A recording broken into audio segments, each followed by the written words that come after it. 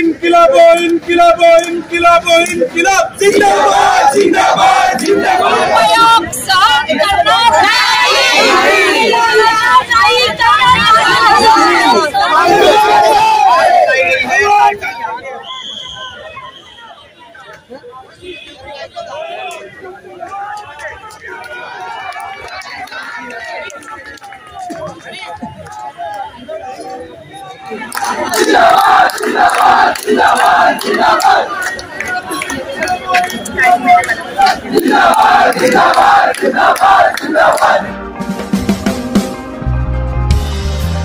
आप देख रहे हैं सवेरा मीडिया। मैं हूं अनवर खान।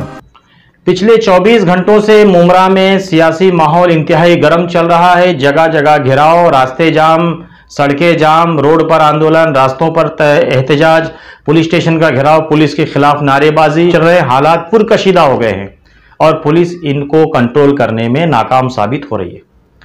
आपको बता दें कि यह सब कुछ हुआ क्यों।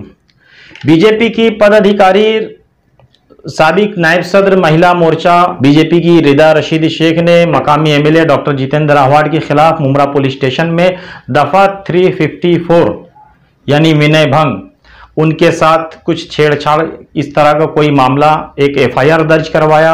एफआईआर दर्ज होने के बाद से जैसे ही ये खबर बाहर आती है, रिदा रशीद ने मीडिया में आकर बाइट दिया और उन्होंने बताया कि मुमरा बाईपास पर जब सीएम अपनी गाड़ी में बैठ गए थे एकनाथ शिंदे, मैं उनसे मिलने की कोशिश कर रही थी। उसी वक्त जितेंद्र आह्वाड ने मुझे पकड़कर किनारे किया और जो कुछ भी उन्होंने इस एफआईआर में लिखवाया है, इस बात को लेकर उन्होंने कहा कि एक खातून की, एक औरत की तौहीन हुई है, उसकी इज्जत के साथ छेड़खानी हुई है, इसलिए मैंने ये मामला पुलिस स्टेशन में दर्ज करवाया। और इस तरह का जो मामला रात भर चला, जैसे ही ये खबर बाहर आती है, एनसीपी के कारकुनान आग बगोला हो जाते हैं और वो रात 3 बजे से ही सड़कों पर उतर जाते हैं, पुलिस स्टेशन का घेराव करते हैं। तब से लेकर अब तक है कि मुमरा का सियासी माहौल बहुत गर्म चल रहा है।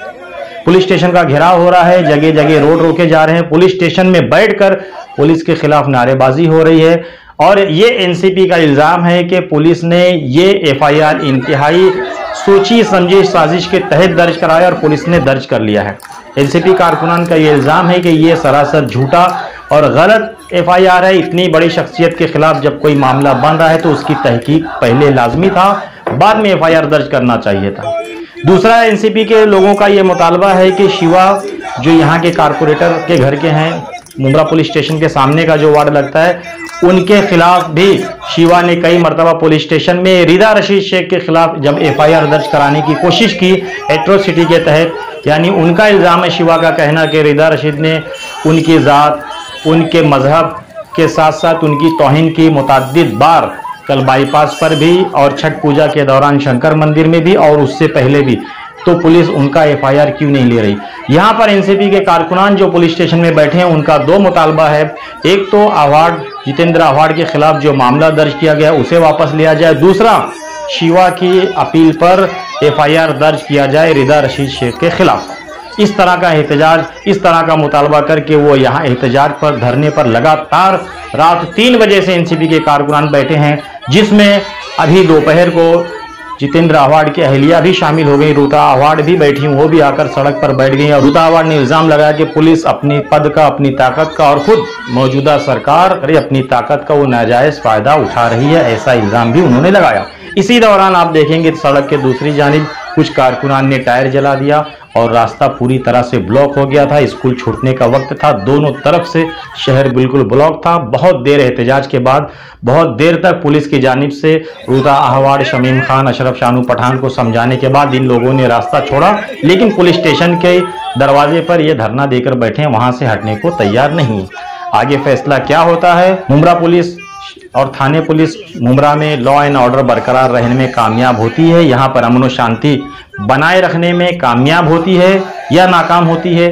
आप देखते रहें सवेरा मीडिया और हमारे इस चैनल को सब्सक्राइब कर दें ताकि आपको हम तरोताज़ा और सही जानकारी आप तक पहुंचा सकें और आपको शहर की और मज़ाफ़ात की सही जानकारी मिल सके।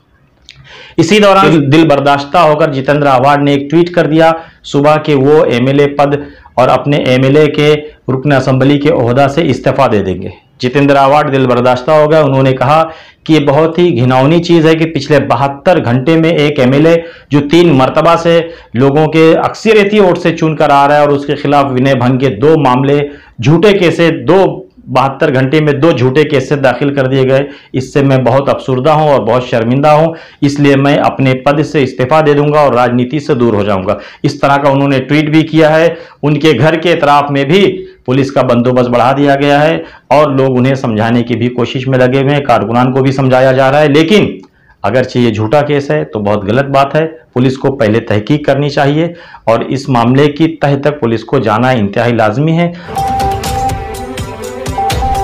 सवेरा न्यूज नेटवर्क को लाइक करें, सब्सक्राइब करें और बेल आइकन दबाना ना भूलें।